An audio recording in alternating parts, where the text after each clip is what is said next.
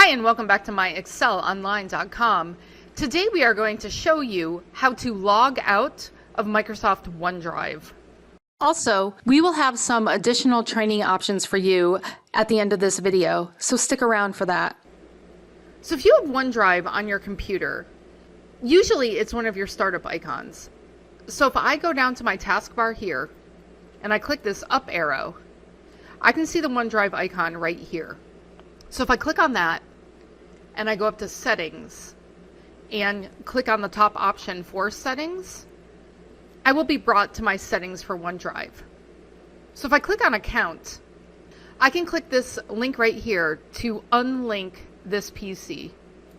And once I do that, I will be prompted just to make sure that I want to unlink my account. So if I unlink my account, I will now be logged out of OneDrive on this PC. If you are liking this video, please give us a thumbs up and subscribe to our channel and hit the bell button to get notified when we release our weekly videos.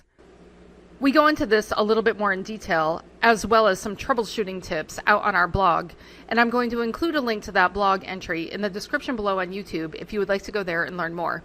If you have any questions or comments, please leave them for us and we'll get back to you. Thanks for watching, and see you again next time.